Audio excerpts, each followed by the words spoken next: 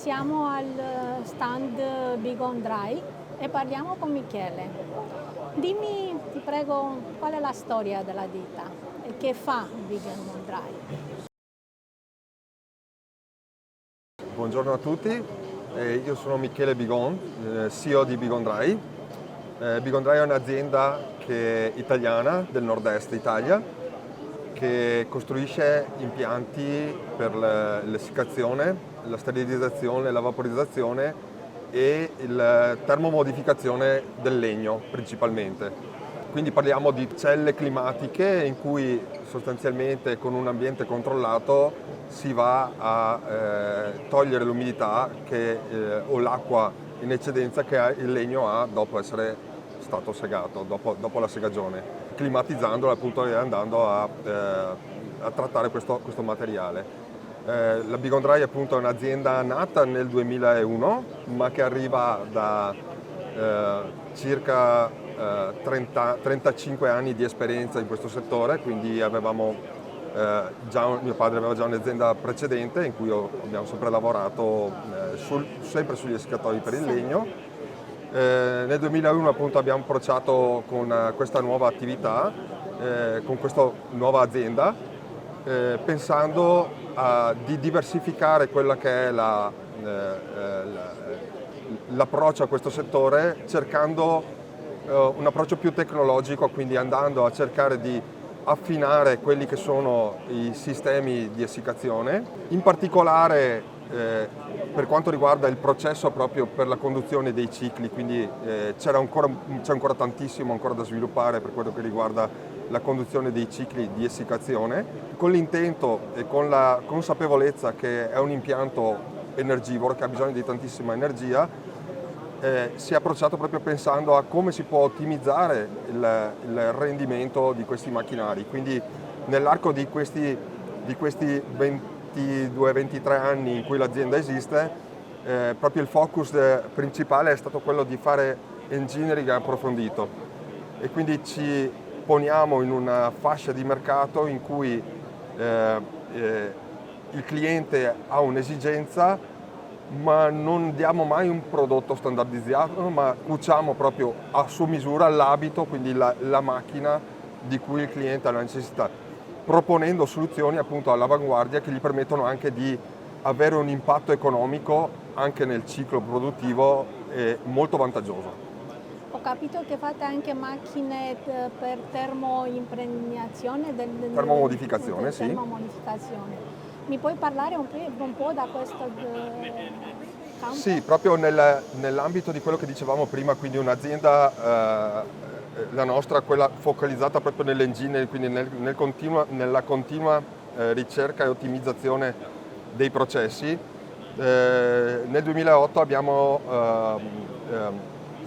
abbiamo prototipato la prima macchina di termomodificazione. Per 2 anni circa non è stata commercializzata, quindi a fine 2008 era una macchina già pronta al commercio, ma per 2 anni è stata tenuta in sede da noi a fare continuamente processi di affinamento dei processi di termomodificazione. Che significa questa termomodificazione? La termomodificazione è un principio naturale che permette al legname di avere alcune migliori caratteristiche tecniche.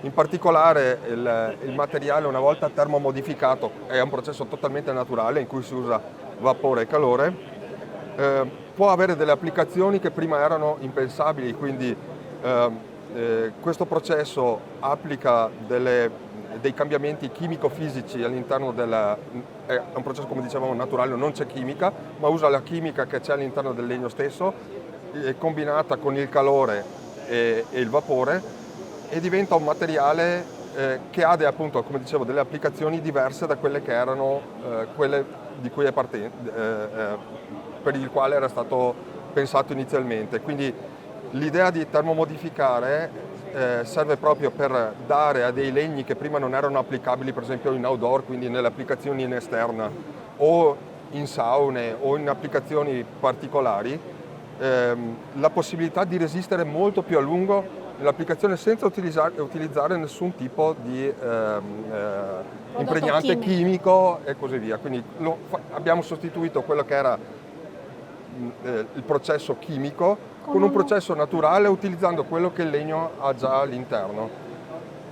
L'applicazione appunto dà una durabilità molto più lunga al legno, lo rende inappetibile ai parassiti, quindi anche le tarme, i tarli non lo trovano più interessante, non trovano più quello di cui nutrirsi all'interno, e poi diventa molto più stabile, quindi anche quando nell'applicazione in outdoor non si ha più quell'effetto che ha il legno, che di essere un po' come una spugna, quindi quando viene bagnato il legno si gonfia e quindi crea dei problemi.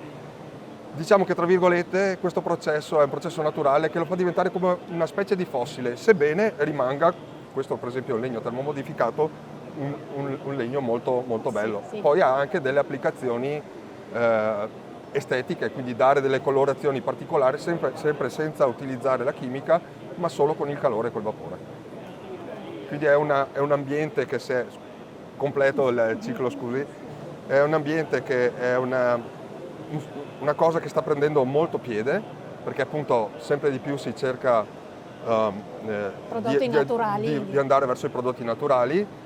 Questo ha tutte le caratteristiche per dare a dei materiali che prima non erano pensati, quindi l'esempio pratico è: per fare un decking di un bordo piscina si usava principalmente il teak, che è un legno che viene dall'altra parte del mondo, che è introvabile, che ha dei costi enormi anche a livello ecologico, solo di trasporti. In realtà adesso si può fare con e ha dei costi, appunto, come dicevo, enormi. Adesso si può fare con dei legni che sono della nostra foresta quello che prima si faceva col teak, con le stesse medesime caratteristiche di tecnica e durabilità. Nel 2015, proprio nel vedere la bontà di questo progetto del processo Steelwood che noi stavamo applicando ai nostri macchinari, che è quello appunto di termomodificazione, nel 2015 è partito un progetto di ricerca con tre università europee, quindi c'è il CNR, il Centro Ricerche Nazionale Italiano, l'Università di Trento per la biodiversità e un'università svedese specializzata nei legni termotrattati, e si è fatto un progetto di ricerca che è durato 3 anni, con la caratterizzazione di 9 essenze europee: pino, abete, pioppo, faggio, frassino, rovere, tulipier, pino silvestre, abete rosso, e con una decina di prove chimico-fisiche, anche fisiche di lavorazione, di come cambia la struttura del materiale in questo processo. E sostanzialmente da questo, paragonando quello che veniva fuori dalle ricerche fatte dai nostri competitor, ad oggi ancora il processo che riesce a applicare Big On Dry su questi materiali non ha eguali. Per esempio, si possono prendere dei materiali molto molto poveri, tipo il pioppo, che è un legno poco utilizzato se non per fare qualche applicazione di pannelli, e portarlo con questo processo di termomodificazione intanto ha dei valori materici, proprio anche di estetica, molto belli, ma poi anche ha delle applicazioni in outdoor che erano prima impensabili, quindi diventa un legno che da non durabile, quindi messo all'esterno per fare un terrazzo, dura 6 mesi, 5 mesi, dopo diventa marcio, adesso dura anche oltre i 50 anni, quindi ha queste caratteristiche tecniche e hanno un valore importante anche dal punto di vista tecnologico ed ecologico. Siete presenti sul mercato romeno? Sì, stiamo iniziando la collaborazione adesso con Wood Process.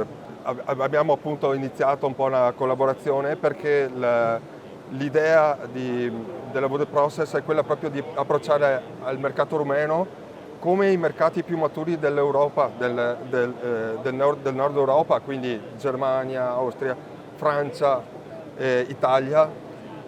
Quando hanno l'esigenza di avere una macchina, hanno l'esigenza che l'azienda che propone la macchina dia dati, dia la macchina che serve per fare il loro prodotto e gli dia la garanzia del risultato finale e dei rendimenti.